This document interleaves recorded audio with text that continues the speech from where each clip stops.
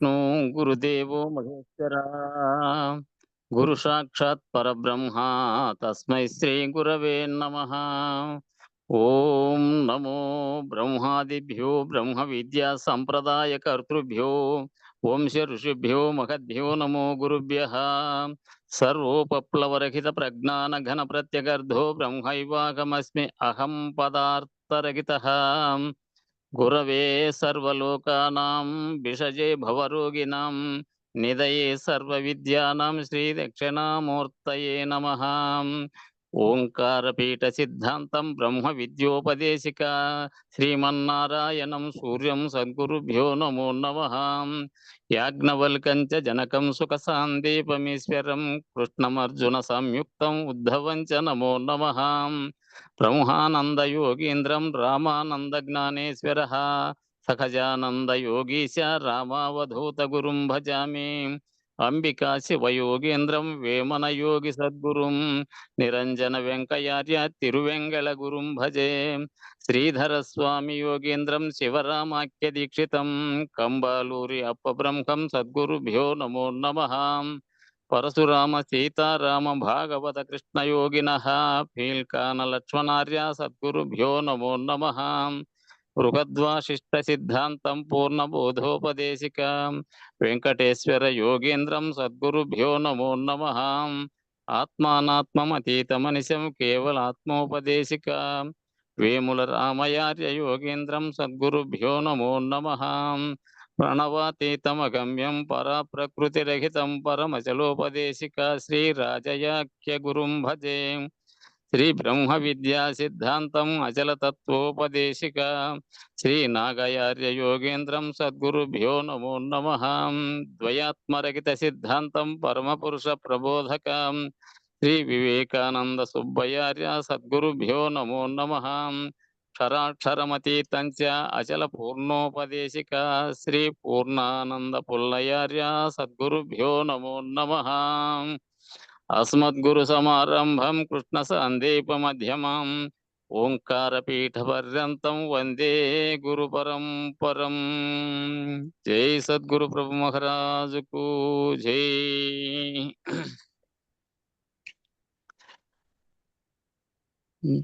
జన్మ కర్మ విలీల కారణ హేతు భూతమభూతకం జన్మ కర్మ నివారకం రుచి పూరకం భవతారకం నామరూప వివర్జితం నిజనాయకం శుభదాయకం ప్రాతరేవ హి మానసాంతర్భావయేద్గురుపాదుకం.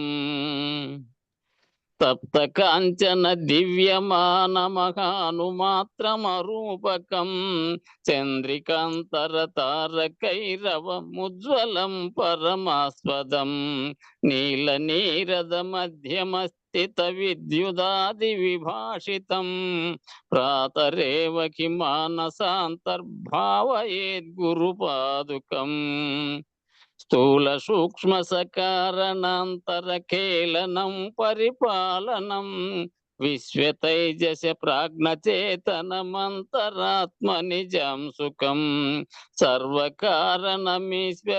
నిటలాంతరాల విహారకం ప్రాతరేవ హి మానసాంతర్భావయేద్గురుపాదుకం. జై సద్గురు ప్రభు మహారాజుకు జై. గురు పరంపరముకు జై. జై గురు. జై గురుదేవ.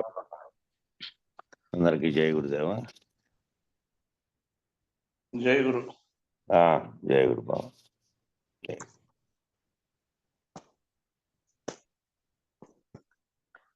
మేలుకొంటే బ్రహ్మ నిర్వికల్పం, మేల్కొంటే బ్రహ్మ అచలం, మేల్కొంటే బ్రహ్మ బయలు. ఇక్కడ మేల్కోవడము అంటే కలను లేకుండా చేసుకోవడం. అప్పుడు మేల్కొన్నటువంటి బ్రహ్మకు ఎరుక లేదు. ఎరుక లేకపోతే కార్యరూప ఎరుక లేదు, కారణరూప ఎరుక లేదు, మిథ్యాదోషంతో కూడిన ఎరుక లేదు, మాయాదోషంతో కూడిన ఎరుక లేదు, ప్రతిబింబ ఎరుక లేదు, 2 సార్లు 3 సార్లు ప్రతిబింబించినటువంటి ఎరుక లేదు, అసలు బింబ ఎరుకే లేదు. బింబ ప్రకాశం ఉంటే కదా ఇవన్నీ. ఈ రకంగా ఎరుకను విచారించాలి.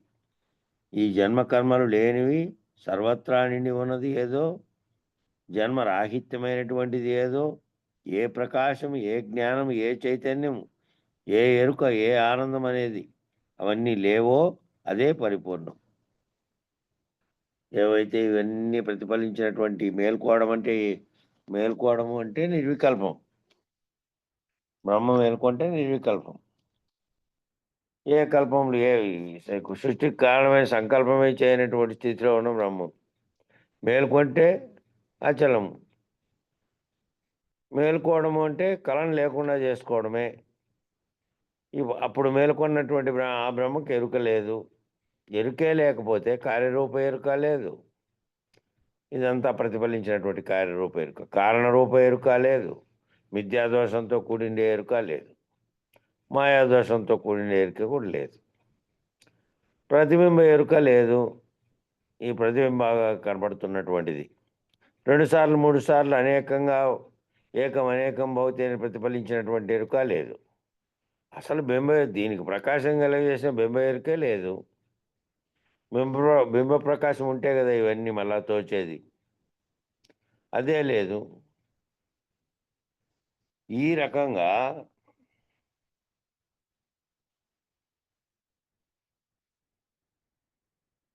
ఎరుకను విచారించాలి. ఎరుకను బాగా విశ్లేషించుకొని, ఎరుకను విచారించుకొని, ఎరుక యొక్క అన్ని స్థానాల్లో ఎరుక ఏ ఏ విధంగా ఎక్కడెక్కడ తోస్తున్నదో దాన్నంతటినీ విడిచిపెడుతూ ఆ ఎరుకను విచారించి ఆఖరుగా అఖండ ఎరుకగా ఉన్నటువంటి దేని ప్రకాశం చేతైతే సర్వము ప్రతిబింబ ప్రకాశంగా వచ్చిందో దాన్ని కూడా లేకుండా రాహిత్యం చేసుకుంటే అప్పుడు ఈ రకంగా ఎరుకను విచారించి పోగొట్టుకుంటే ఈ జన్మకర్మలు లేనివి, సర్వత్రా నిండి ఉన్నదేదో, జన్మరాహిత్యమైనటువంటిదేదో, ఏ ప్రకాశం కానీ, జ్ఞానం కానీ, చైతన్యం కానీ, ఏ ఎరుక, ఏ ఆనందము కూడా లేనిదేదో అదే పరిపూర్ణం.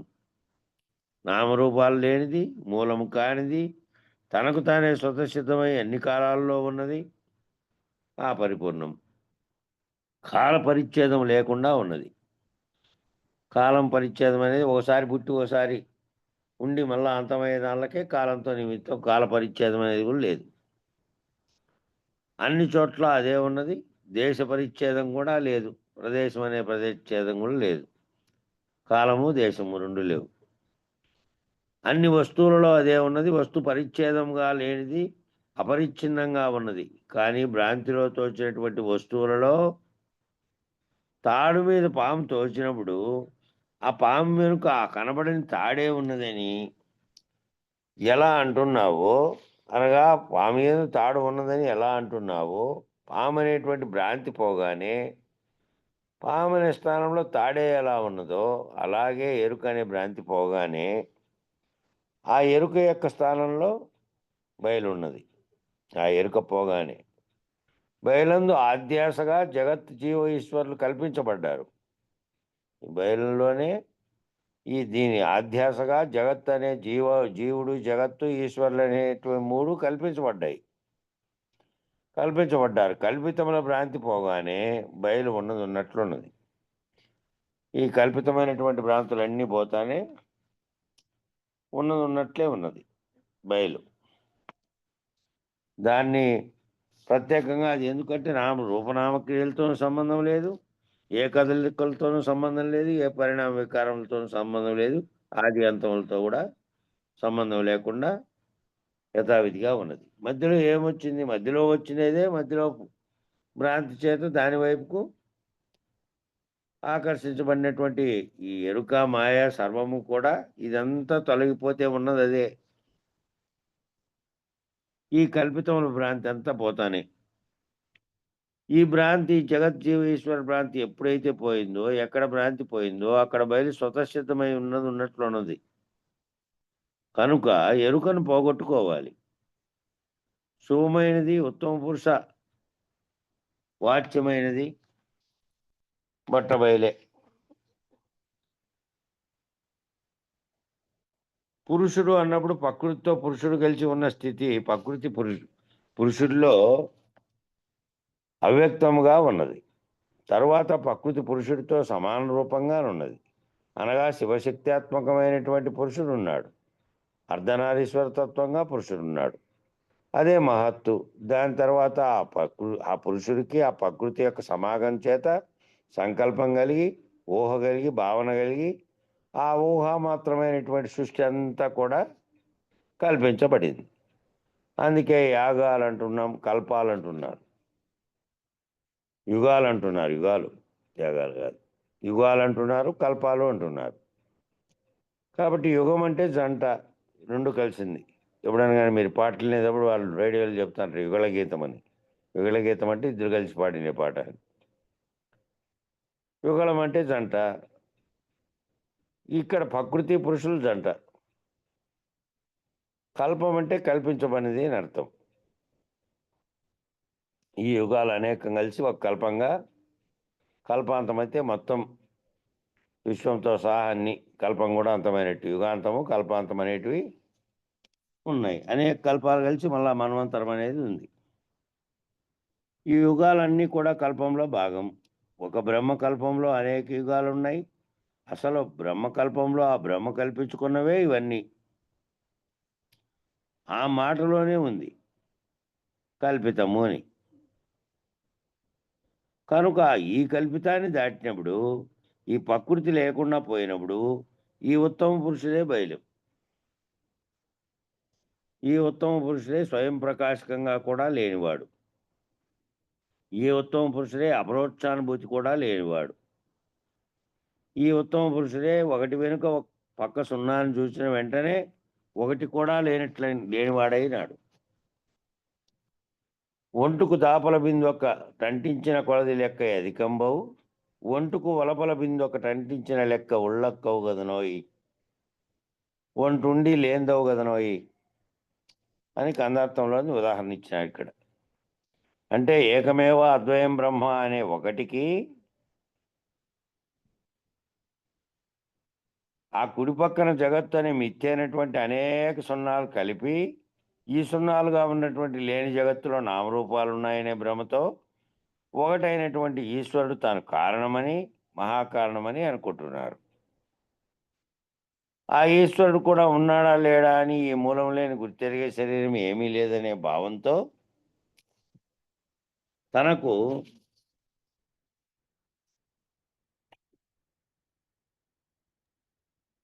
మూలాన్ని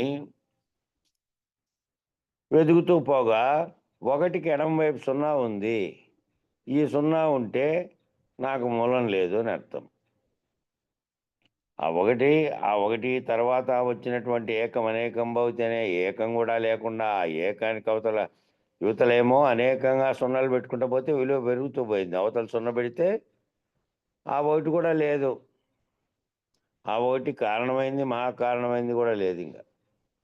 కనుక నాకు నేనే లేకనే ఉన్నట్లు తోచాను. నాకే నేను లేకనే ఉన్నట్లు తోచాను.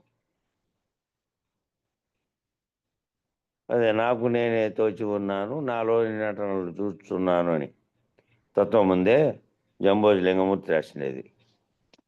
నాకే నేను తోచి ఉన్నా, నాలోని ఇవన్నీ నటనలు ఇవన్నీ జరుగుతానేటివి నేను సాక్షిత్వంగా ఉండి చూస్తూ ఉన్నా అన్నీ ఏమేమి జరుగుతున్నాయని.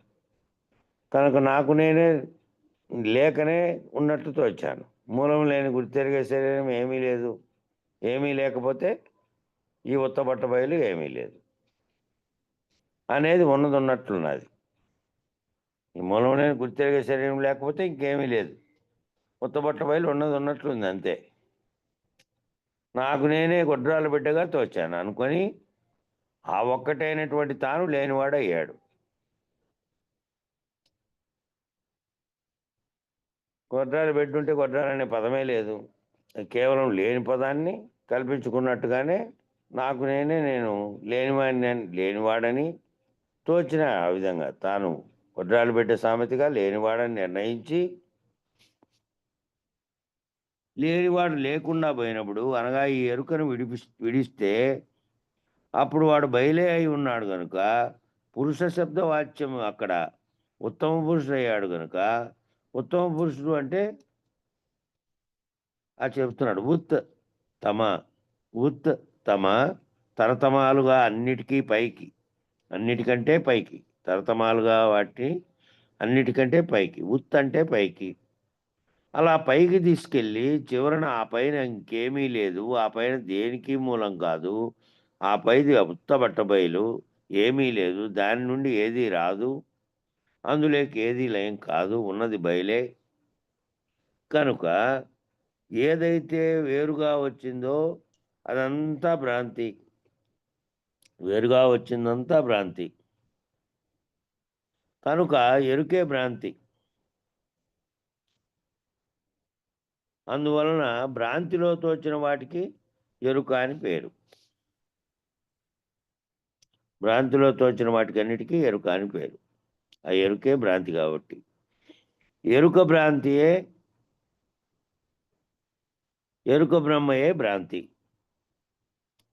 ఎరుకైన బ్రహ్మయే భ్రాంతి. ఈ భ్రాంతి అంతా కూడా మాయకి ఇవలే ఉన్నది.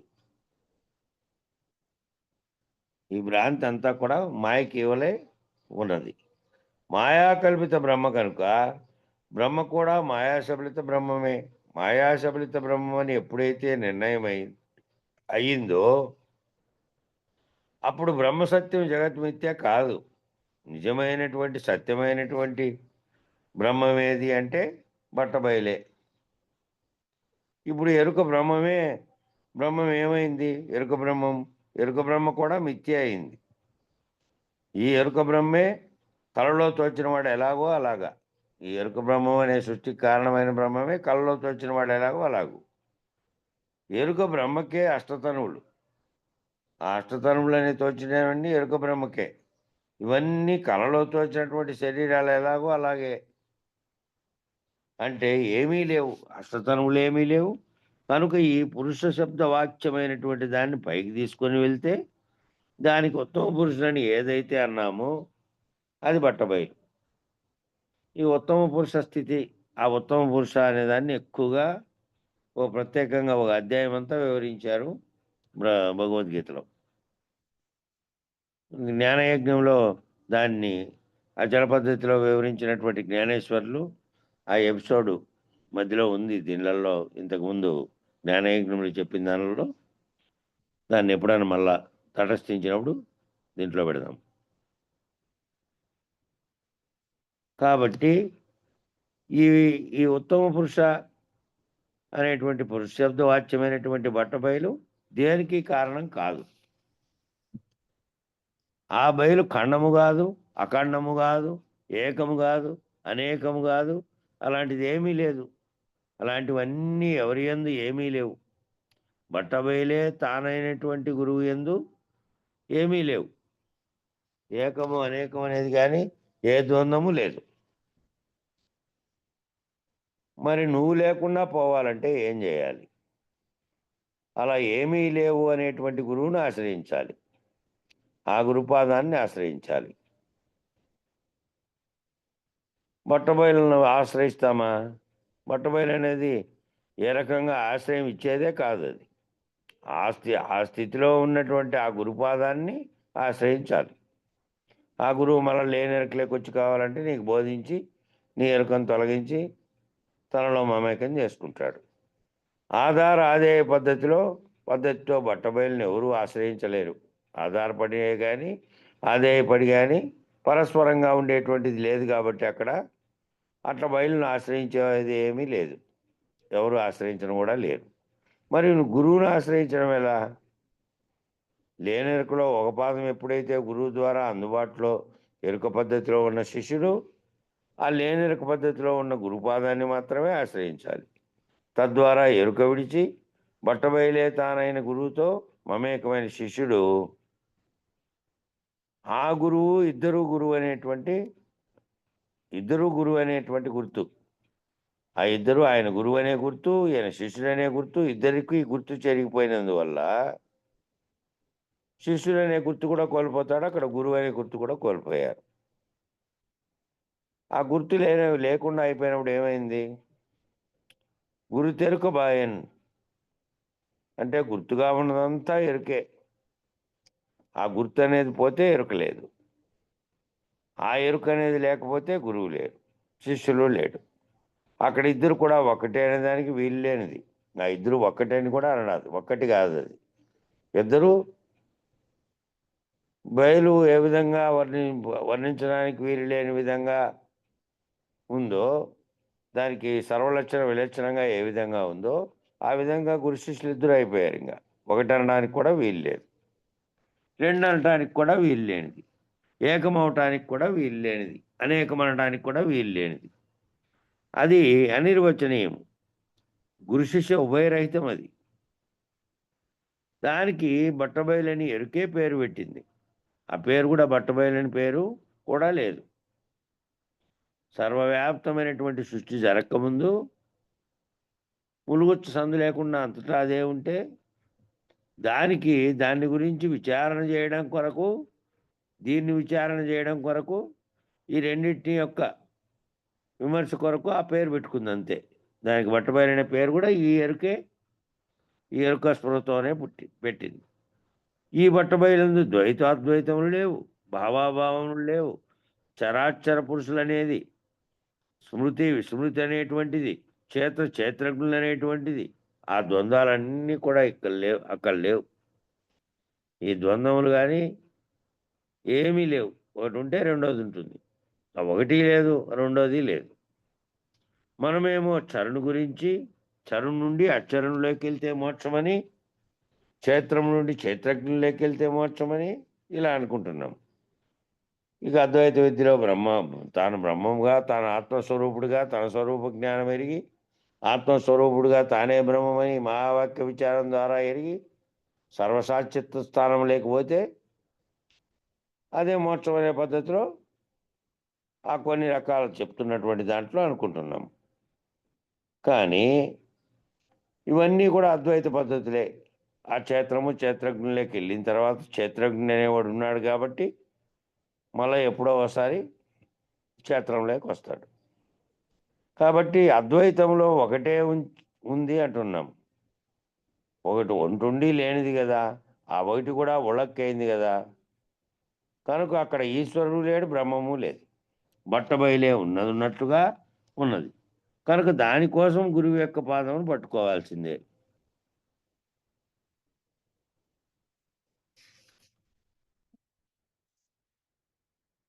ఇక 11వ శ్లోకం. సప్తకాంచన దీప్యమాన మహానుమాత్ర రూపకం చంద్రికాంతర తారకైరవ మజ్వలం పరమాస్పదం నీలనీరవ మధ్యమస్థిత విద్యుదాది విభాషితం ప్రాతరేవ హి మానసాంతర్భావయేత్ గురుపాదుకం. ఇది 11వ శ్లోకం.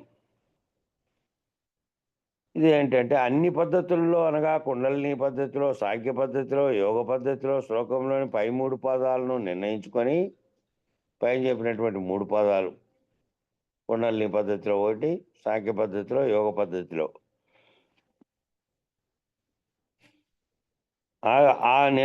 ఆ విధంగా నిర్ణయించుకొని ఈ శ్లోకంలో 4వ పదాన్ని ఆశ్రయించి ఎరుక వీడి బయలై స్వతసిద్ధమై ఉండడమే మనం చెప్పుకుంటున్నాం.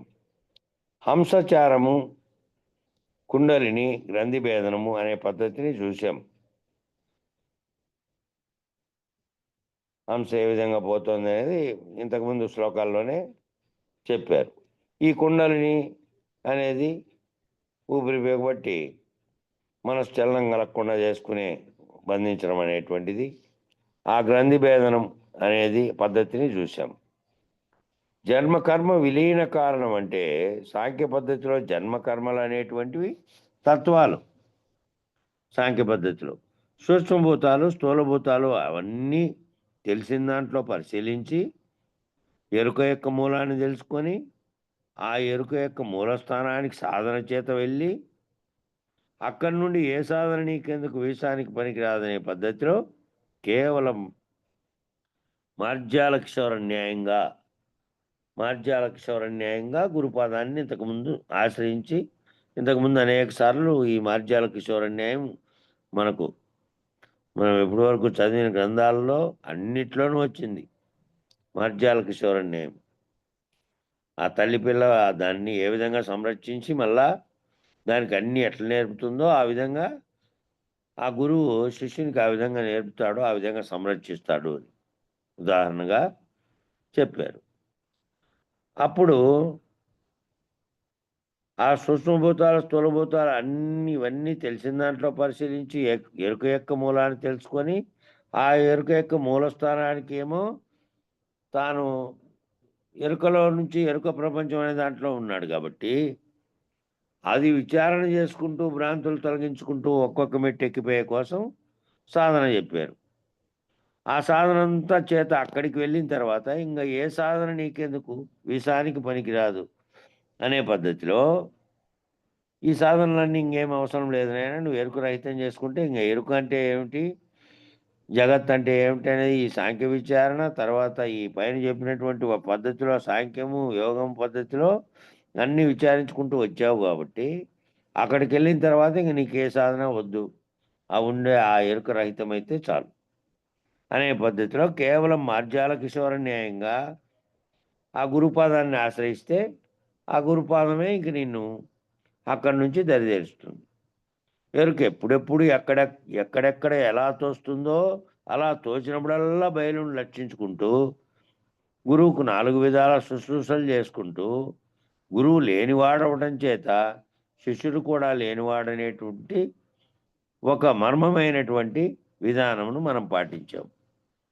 అదంతా అట్లా శుశ్రూషలు చేసుకుంటూ, గురువాక్యం వింటూ, భ్రాంతిరహిత స్థితికి చేరుకున్న తరువాత, నీవు గూడా లేనటువంటి స్థితిని నేను రహితపరిచి, ఆ గురువు లేనెరుక అనేటువంటిది లేనిదని, ఈ ఎరుక అనే నువ్వు, నేను అనే స్పృహ గాని, గురువు, శిష్యుడు అనేటువంటి స్పృహ గాని లేనటువంటి స్థితిలోకి అశరీరుడుగా తాను ఆల్రెడీ ఉన్నాడు కాబట్టి, నిన్ను గూడా అశరీరుడుగా మార్చిన తర్వాత, ఇంగ ఇరువురు లేరక్కడ. కాబట్టి అది ఒక మర్మమైనటువంటి, గురుగుహ్యమైనటువంటి విధానం. ఇక్కడ ఇంకొక రకంగా చెప్తున్నారు. గురువు యొక్క సూచన చేత, ఆ గురువు అనే సూచన చేత ఆర్యాదర్పణం అనే ఒక దర్పణ విద్య ఉన్నది. ఆర్యులంటే పెద్దలు, అనుభవజ్ఞులు, కడతేరిన వారు, గురువర్యులు. అట్టి గురువు ఒక అద్దమును శిష్యుడి చేతికిచ్చి కన్నుతోటి చూడమంటారు. అద్దంలో కుడి ఎడమ, ఎడమ కుడి అవుతుంది గదా! అద్దంలో మన ప్రతిబింబము మనకెదురుగా మనమున్నట్టు కనపడుతుంది. ఆ కనపడుతున్నది మనకెదురుగా మళ్ళీ తిరిగి ప్రతిఫలిస్తోంది గాబట్టి, ఆ కుడి ఎడమగాను, ఎడమ కుడిగాను కనపడుతుంది దాంట్లో. ఆపోజిట్ డైరెక్షన్‌లో. అద్దంలో ఉన్న ప్రతిబింబంలో ఉన్న ఎడమ కంటిని కుడి కంటితో చూడాలి. అద్దంలో ఉన్నటువంటి కుడి కంటినేమో ఎడమ కంటితో చూడాలి. రెండూ ఏకకాలంలో 2 కళ్ళు తెరిచి తదేకంగా చూడాలి. కన్ను ఆర్పకుండా చూడాలి. ఇలా కొన్నాళ్ళు చూడగా చూడగా బింబ ప్రతిబింబములు 2 లేకుండా పోతాయి. బింబం అనేదేమో నేను, కనపడుతున్నదేమో ప్రతిబింబము. ఆ 2 లేకుండా పోతాయి. బింబ ప్రకాశం ఉండదు. బింబ ప్రకాశం లేనందువలన ప్రతిబింబ ప్రకాశము ఉండదు. బింబ ప్రతిబింబ ప్రకాశములు పోయేసరికి మాయ, అవిద్యా దోషంతో ఉన్న ఎరుక పోతుంది. అపరోక్షానుభూతిగా ఉన్నటువంటి పరబ్రహ్మం అనేటువంటి ఘనరూప అఖండ ఎరుక కూడా లేనిదవుతుంది. ఘనరూపంగా ఉండేటువంటి అఖండ ఎరుక, పరబ్రహ్మంగా ఉండి సృష్టికి కారణమైనటువంటి ఎరుకగా ఉన్నది ఎవరికైతే మొదట సంకల్పించి దాని ద్వారా ఇదంతా వచ్చిందో అనేక ఖండ ఎరుకలుగా, ఇది లేనిదేనని నామరూపాత్మక జగత్తునంతా విచారించి పోయిన తర్వాత లేనిదని అక్కడికి పోయిన తర్వాత ఈ అన్నిటికీ కారణమైన కారణము, మహాకారణము 2 కూడా లేనివి. అఖండ ఎరుక పోయిన తర్వాత ఏమీ లేదు. అఖండ రూపం ఎరుక కూడా లేనిదైనప్పుడు ఈ దర్పణంను పరిశీలించగా ఈ దర్పణం అనే దాన్ని పరిశీలించగా కొన్నాళ్లకు అద్దము ఉన్నా ఒకటే, లేకపోయినా ఒకటే. అద్దం ఉన్నప్పుడు తాను లేనివాడు, బ్రహ్మం లేనివాడు, ప్రతిబింబముగా లేనివాడు, బింబరూపముగా ఉన్నటువంటి అపరోక్షానుభూతికి హేతువైనటువంటి స్వయం ప్రకాశం కూడా లేనిదైంది. అది ఉన్నా ఒకటే, అది లేదు. చూస్తా పోయిన తర్వాత ఆ దాంట్లో కనపడినటువంటి రూపం నీ మనసులో ఉంది. ఇంక అద్దం లేకపోయినా రూపాన్ని ఊహించగలవు. అది దాన్ని చూసినందువల్ల దాంట్లో కనపడుతున్నటువంటి బింబము ఏ ప్రకాశం చేత కనపడుతున్నదో ఆ ప్రకాశం లేకపోతే చీకట్లో అద్దం ఉందనుకో, ఆ అద్దం అప్పుడు ఉంది, ఇప్పుడు ఉంది, పగులు ఉంది, రాత్రి కూడా ఉంది కదా అద్దమేమో. పగులు పోయి నిలబడినప్పుడు ప్రకాశం చేత నీ రూపం కనపడుతోంది అక్కడ.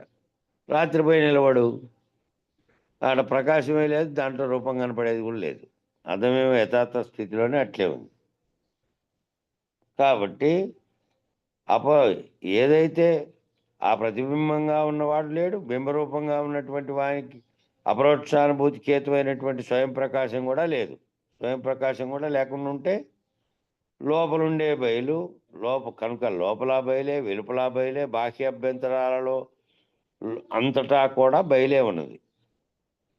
ఆ రకంగా సర్వత్రా బయలే ఉన్నది. అంతర్బహిత్య సర్వత్రా అచలమే అనే మాట ఈ దీంట్లో వచ్చింది కదా, దాన్ని ఉదహరిస్తున్నారు ఇక్కడ. ఊర్ధమే దీంట్లో చెప్పారు కదా, మన పరిపూర్ణ అచల ధ్యానం అనే శ్లోకం ఉంది. దాంట్లో పూర్వమేవ నిరాళంబం అనేది మొదలవుతుంది కదా, దాంట్లో అంతర్బహిత్య సర్వత్రా అచలోయం సనాతన అనేది లాస్ట్. అంతటా బయట లోపల అన్ని వైపులా అని దాంట్లో చెప్పినటువంటి దిక్కులు చెప్పారు. అన్ని 8 దిక్కుల్లోనే కాక పైన కింద లోపల బయట అనేటువంటి తారతమ్యాలు ఎక్కడా లేకుండా సర్వత్రా అన్ని కాలాల్లోనూ అచలమే ఉన్నది. ఏదో ఒక కాలంలో అచల స్థితి పోయి చలన స్థితి వచ్చి ఎరుక తోచటం అన్న ప్రమాదం లేకుండా పోయింది. ఈ అచల స్థితిలో ఉండాల్సింది కాకుండా ఎరుక అనేది తోచడం వల్ల, ఆ తోచినందువల్ల ఇదంతా ఉంది. ఈ విచారణ అంతా చేసి ఎరుక తోచడము అనేటువంటి ప్రమాదమే లేకుండా పోయింది. ఆ స్థితిలో ఉన్న దర్పణ దీక్షను ఆర్యాదర్పణము అంటారు. ఆ దర్పణ దీక్ష అనేది ఒకటి సూచించారు, అది ఆర్యాదర్పణం అంటారట. దర్పణ సూచన. ఆర్యాదర్పణం అంటే అర్థం ఏమిటంటే లోపల వెలుపల ఎరుక అనేది పోవాలి. అంతటా ఉత్త బట్టబయలు స్వతసిద్ధమై ఉంది, తనకు తానే ఉన్నట్లుగా ఉండిపోవాలి. అప్పుడు అది మనకు అవసరమైంది. అయినా కూడా ఆర్యాదర్పణ దీక్ష ఎరుక మీదట అనేవి అట్టి సాంప్రదాయ గురు ద్వారానే తెలుస్తుంది. ఆ దర్పణంలో ఉన్నటువంటి ఆ వెనకాల ఉండేటువంటి ఆ పోతుంది, ఆ పోతలో కూడా పోతున్నప్పటికీ కూడా ఈ ఏదైతే కనపడడానికి ఆడిపోయి చూస్తే కనబడుతోంది, పగులు ప్రకాశం ఉంది. ఆ వెనకాల మామూలు అద్దంలో అయితే ఇది ప్రతిబింబంగా కనపడదు, అది అవతలకి కనపడేటువంటి విధంగా ఉంటుంది. ఇదేమో పూత పోయబడినందువల్ల ఆ పూత అనే మాయా దర్పణంలో ప్రకాశం అనేటువంటి నీ స్వయం ప్రకాశం చేత నువ్వు పోయి దాంట్లో చూస్తే కనపడుతూ ఉంది. అది ఎప్పుడైతే ప్రకాశం లేదో అప్పుడు కనపడదు. ఈ ఆర్యాదర్పణ దీక్ష అనే ఎరుక, ఈ ఆర్యాదర్పణ దీక్ష ఎరుక మీదట వీడుట అనేటి అట్టి సాంప్రదాయ గురు ద్వారానే తెలుస్తుంది. దానికి కూడా ఒక ఇరుగ్గా ఉన్నటువంటి గురువు సాంప్రదాయం ద్వారానే తెలుస్తాయి అవి. ఆర్యాదర్పణం అన్నదేమో మహానువు అయినటువంటిది, తప్తమైనటువంటి బంగారంలో, తప్తము అంటే శుద్ధం చేసినటువంటి బంగారం. అంటే దాంట్లో ఆభరణాల కొరకు ఏదైనా కొంత కఠినత్వానికి కలుపుతారనమాట. అట్లా కాకుండా శుద్ధం చేసిన బంగారం అంటే అది కూడా ఆ కఠినత్వాన్ని కూడా తీసేసి శుద్ధంగా ఉన్న బంగారం. మామూలుగా సైన్స్ పరిభాషలో చెప్పాలంటే ఏడన్నా బోర్డుల్లో చదివింటారు, పేపర్లలో చదివింటారు మీరు 93.7% అని.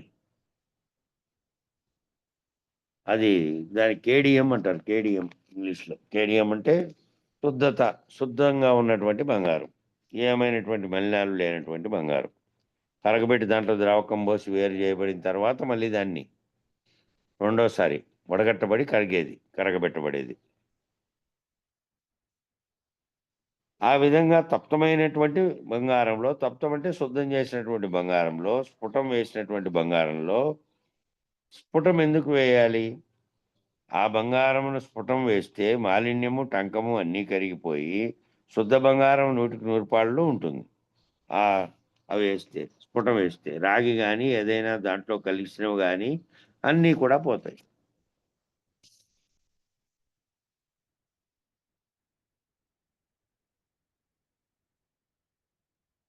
కలిసినవన్నీ కూడా స్ఫుటం వేయడం ద్వారా పోతాయి. అగ్నితో గట్టిగా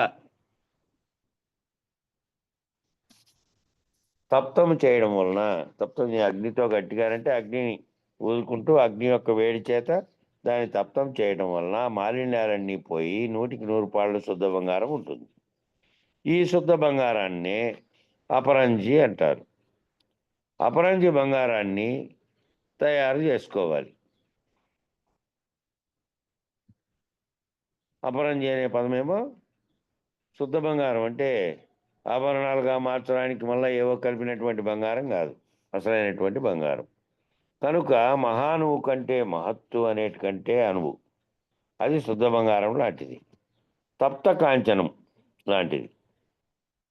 తప్త కాంచనం అనేది ఈ శ్లోకంలో వచ్చింది, ఆ పదానికి అర్థం అది. మలినమంతా పోగొట్టిన తర్వాత ఉన్నటువంటి శుద్ధమైనటువంటి బంగారం. అది అరూపకం, రూపంగా కూడా లేనిది, అణుమాత్రంగా ఉన్నటువంటి అణువు స్థితిలో ఉంది. ఆ అణువులో ఏ విధంగా అణువు అనేది కనపడదో, కనపడకుండా ఉన్నటువంటి అణువులో నుంచినే విస్ఫోటం చెంది అణువు పరమాణువుల కలయిక వల్ల జగత్తు ఏర్పడింది అనేది సైన్స్ చెప్పిండేది.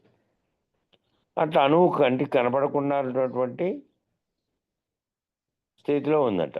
అరూపకం, రూపంగా కూడా లేనిది. చంద్రికాంతర తారకైరవ మజ్వలం పరమాస్పదం అంటే చంద్రిక అంటే వెన్నెల. వెన్నెలకు ఆధారమైన ప్రకాశం ఏదంటే సూర్యప్రకాశం. ఆ తప్తకాంచన బంగారం లాగా స్వయం ప్రకాశంగా కేవల పరబ్రహ్మ ప్రకాశం ఏదైతే ఉన్నదో దానినే సూర్యప్రకాశంతో పోలుస్తున్నారు. ఆ పరబ్రహ్మ ప్రకాశమే అధిష్టాన ప్రకాశంగా ఉండగా మాయావరణంలోని ప్రతిబింబ ప్రకాశం వెన్నెల లాంటిది. ఆ సూర్యరశ్మి పడితేనే వెన్నెల యొక్క వెలుగు ఉంటుంది. దాని వెలుగు పడకుండా ఉంటే అది వెన్నెల వెలుగు లేదు, స్వయంగా ప్రకాశించే గుణము లేదు. ఈ సూర్యప్రకాశము అధిష్టాన ప్రకాశముగా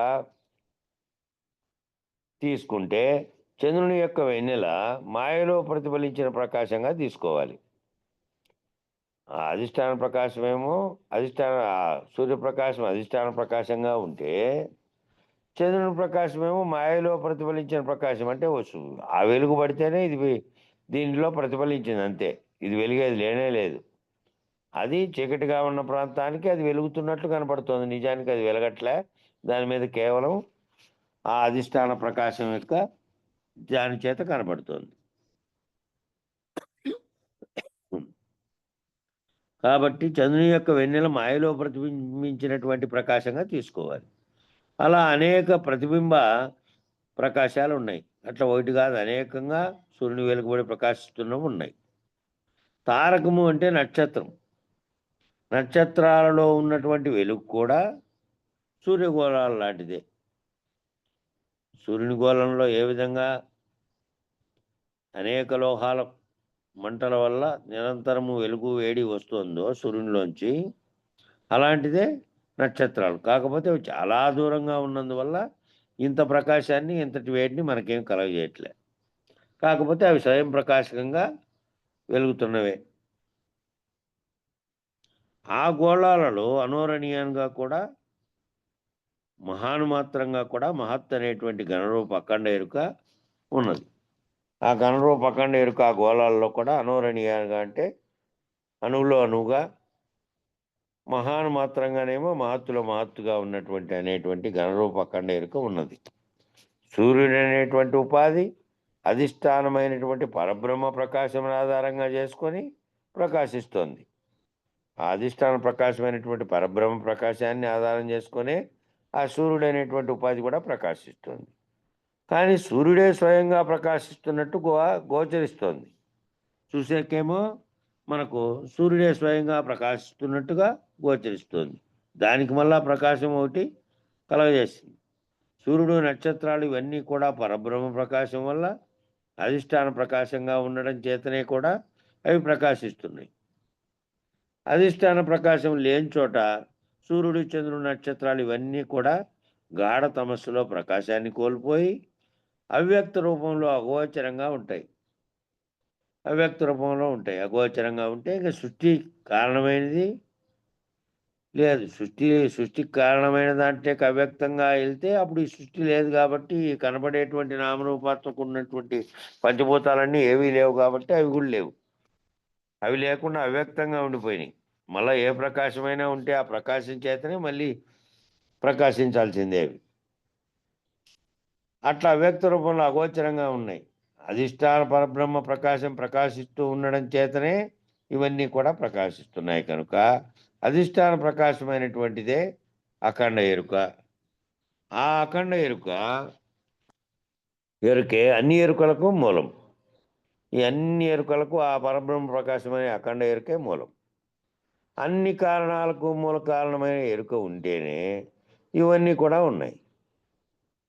మూల కారణం ఎరుక లేకపోతే ఇవన్నీ లేవు. నిజానికి ఆ మూల కారణం ఎరుకే ఏనాడు లేనిది. ఆ లేని ఎరుకను లేకుండా చేయాలంటే గురుపాదాన్ని పట్టుకోవాలి. జీవుడి దగ్గరేమో పౌర్ణమి నాటి వెన్నెల వంటిది, ఈశ్వరి దగ్గరేమో నక్షత్ర ప్రకాశం వంటిది. సంస్కృతంలోనేమో నీల అంటే నలుపు. సంస్కృతంలో మనం తెలుగులో అంటే నీల అంటే బ్లూ కలర్ అనే దీంట్లో వచ్చింది. సంస్కృతంలో నీలము అంటే నలుపు అని. నీరదము అంటే నీళ్ళల్లో పుట్టినది అని. నీరద అంటే నల్ల కలువ. నీలం అంటే కృష్ణబిలము. ఆ కృష్ణబిలం అనేటువంటిది ఒక నల్ల కలువలో ఇవన్నీ కూడా లయమైతూ ఉంటాయి. ఆ కృష్ణబిలం అనేదేమో చెప్పాం కదా ఇంతకుముందు ఒకసారి, అప్పుడే మనకు పత్రికల్లో కూడా ఓ రోజు వచ్చింది. కృష్ణబిలం అనేటువంటి మొత్తం ఈ విశ్వం అంతటికీ ఆఖరుగా ఉన్నటువంటి ఆ కృష్ణబిలం అనే దాంట్లోకి సర్వము లయించబడతాయి. ఆ దాంట్లో ఆ కృష్ణబిలం అనేటువంటి దాని నల్ల కలవలో ఇవన్నీ కూడా లయమైతూ ఉంటాయి.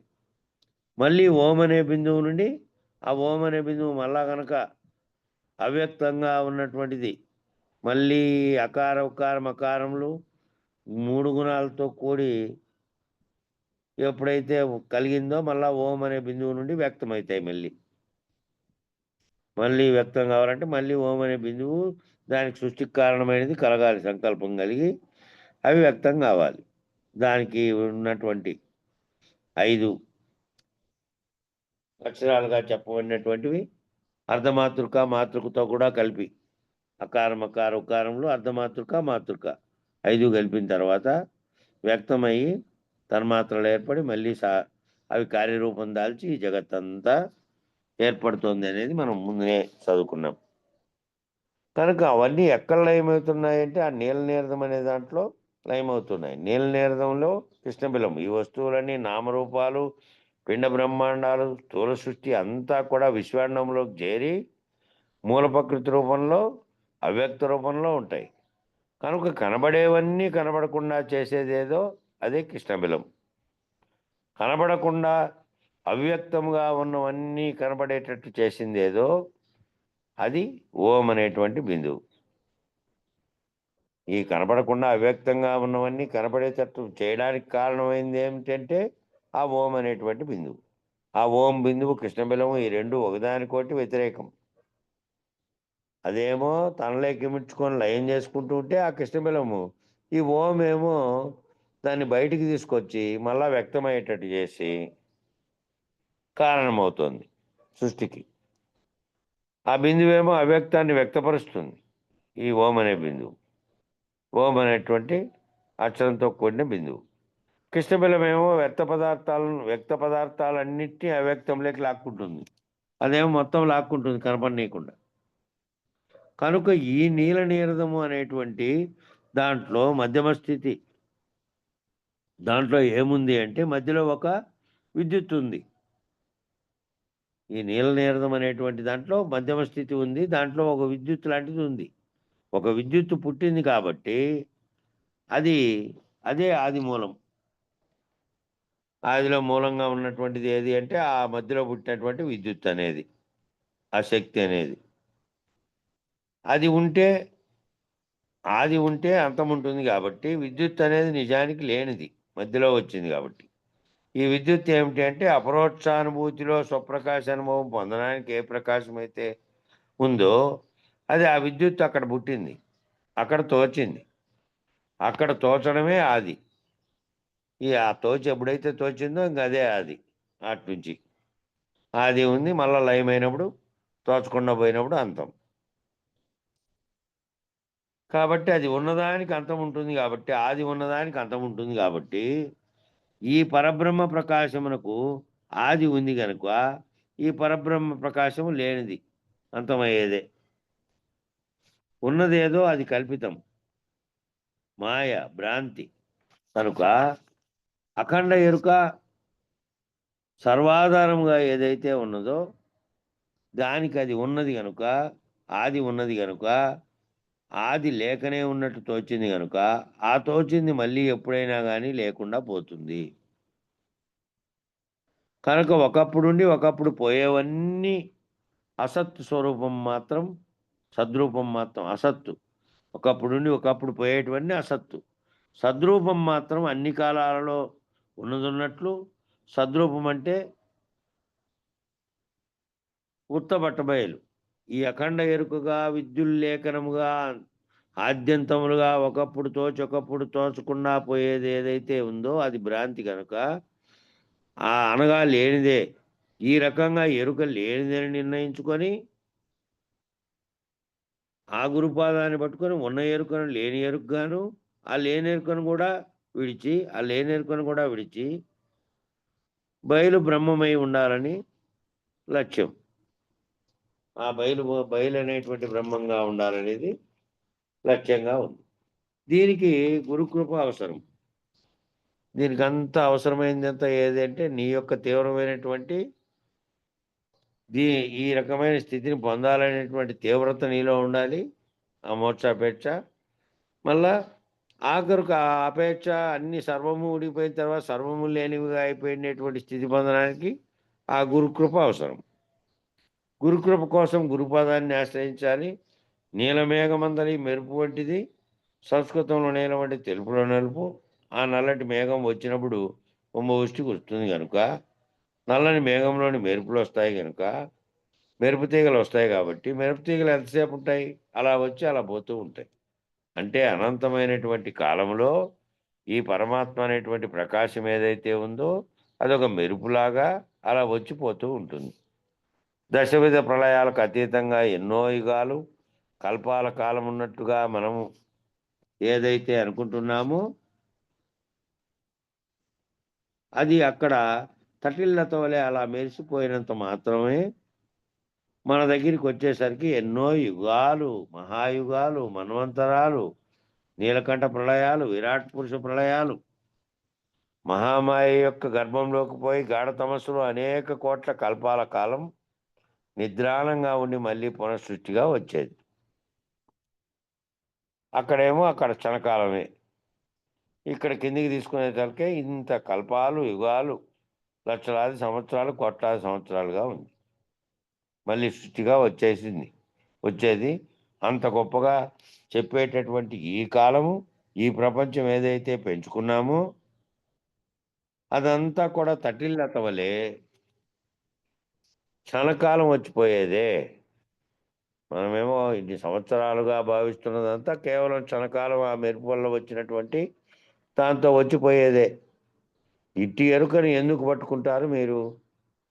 ఇట్లాంటి దాన్ని వచ్చిపోయేటువంటి ఎరుకని ఎందుకు పట్టుకుంటారు? బయలే శాశ్వతము, స్వప్రకాశమైనటువంటి అపరోక్షానుభూతిని ఇచ్చేటువంటి పరబ్రహ్మ సాక్షాత్కార జ్ఞానము ఇచ్చేటువంటి స్వస్వరూప సాక్షాత్కారం ఇచ్చేటువంటిది స్వయం ప్రభ అయినది, స్వప్రకాశమైనది అనేది అదే క్షణభంగురం. ఇదంతా క్షణభంగురమే. ఆ అపరోక్షానుభూతి, పరబ్రహ్మ సాక్షాత్కార జ్ఞానం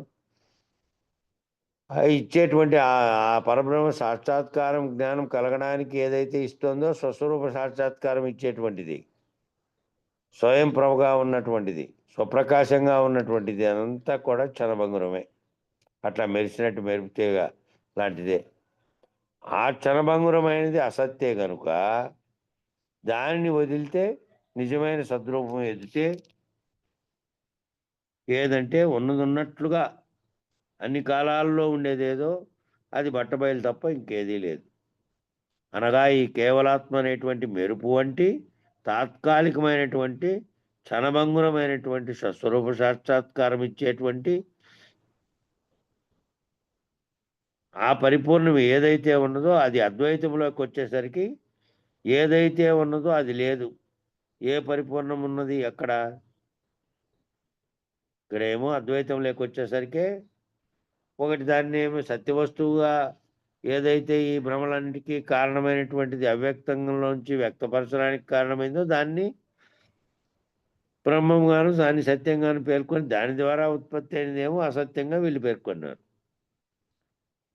ఈ అసత్యమైన దాన్ని సృష్టించడానికి కారణమైనటువంటి సత్యంగా మీరు పేర్కొనేది కూడా నిజానికి అఖండ ఎరుకగా ఉన్నటువంటి అసత్యమే.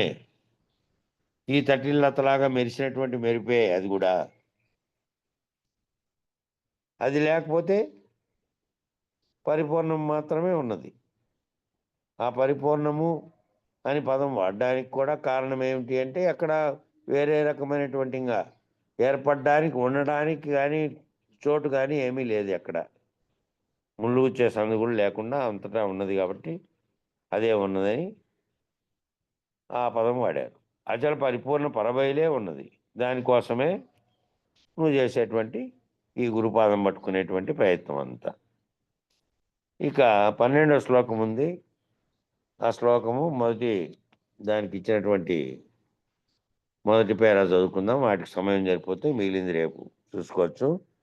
ఆ 12వ శ్లోకము స్థూల సూక్ష్మ కారణ సకారణాంతర కేలనం పరిపాలనం విశ్వతైజస ప్రాజ్ఞచేతనం అంతరాత్మ నిజాంకుశం సర్వకారణం ఈశ్వరం నిటలాంతరాలని విహారకం ప్రాతరేవ హి మానసాంతర్భావయేత్ గురుపాదుకం.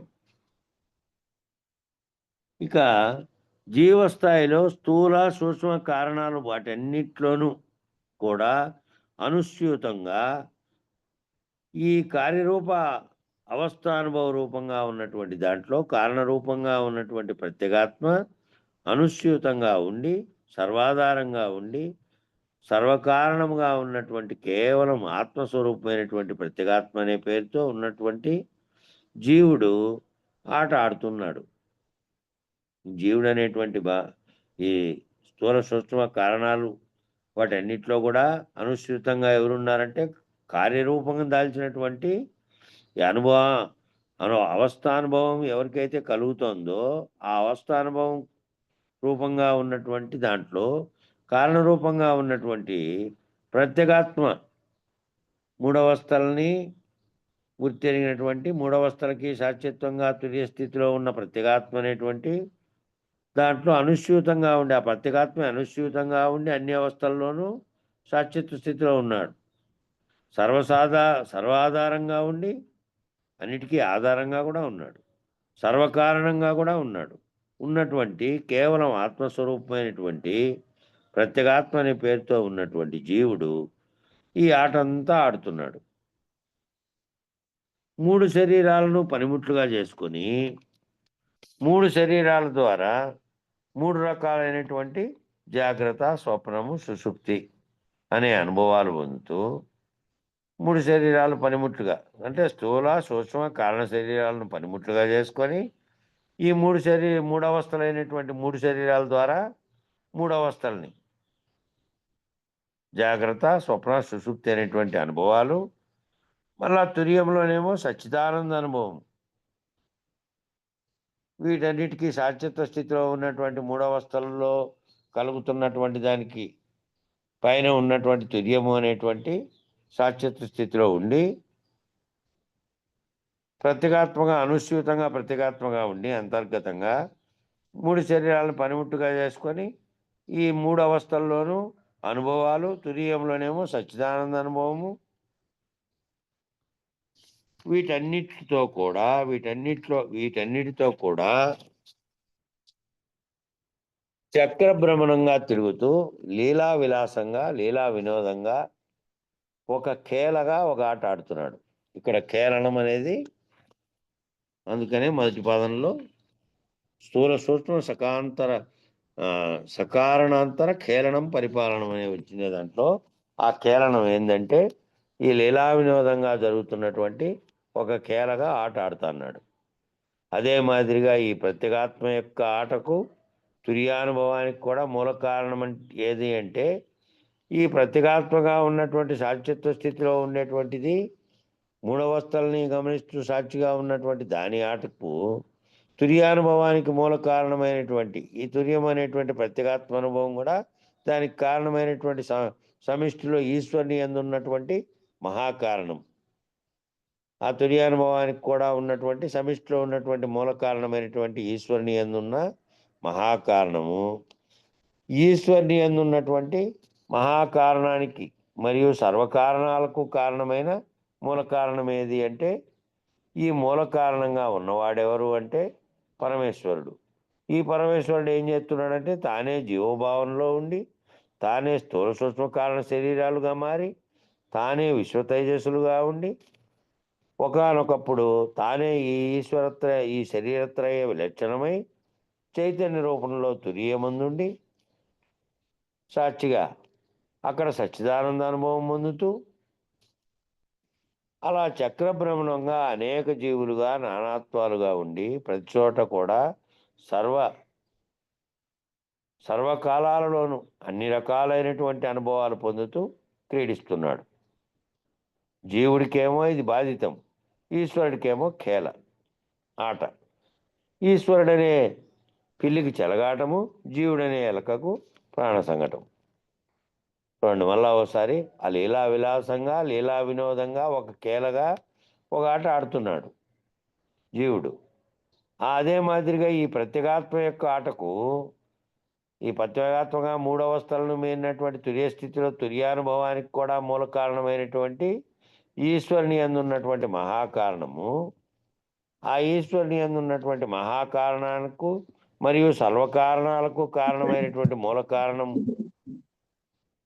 ఆ మూల కారణంగా ఉన్నటువంటి పరమేశ్వరుడుగా ఉన్నటువంటిది ఏం చేస్తున్నది అంటే తానే జీవభావంలో ఉండి తానే స్థూల సూక్ష్మ కారణ శరీరాలుగా మూడు కాలుగా ఉండి మళ్ళా తానే మూడవస్థల్లోనూ మూడు అభిమానులుగా మారి విశ్వ తైజస్సులుగా ఉండి ఒకానొకప్పుడేమో తానే ఈ శరీర త్రయ విలక్షణమై చైతన్య రూపంలో తురియం నుండి సచ్చిదానంద అనుభవం పొందుతూ అట్లా చక్రభ్రమణంగా తిరుగుతున్నాడు.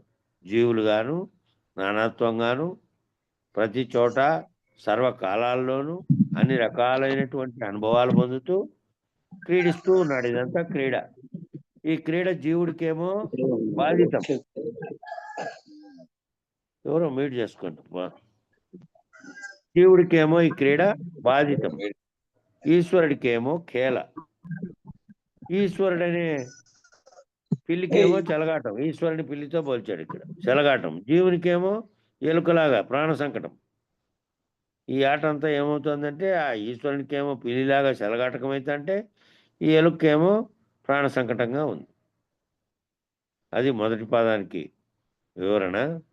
సమయం సరిపోతుంది, ఇంకా మంగళం చెప్పండి. ఇక్కడ నుంచి రేపు చెప్పుకుందాం ఇంకా మిగిలిన పాదాలు. మంగళము మంగళంబు మహనీయ గురునికి మంగళంబు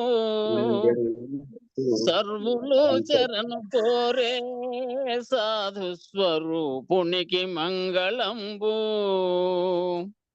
మంగళం గురుదేవాయ మహనీయ గుణాత్మనే సర్వలోక శరణ్యాయ సాధురూపాయ మంగళం. జై సద్గురు ప్రభు మహారాజుకు జై. శ్రీ పూర్ణానంద పుల్లయార్య సద్గురు ప్రభు మహారాజుకు జై. శ్రీ వివేకానంద బండార్ సుబ్బయార్య సద్గురు ప్రభు మహారాజుకు జై. గురు పరంపరముకు జై. గురు భక్త మండలికి జై. జై గురు. జై.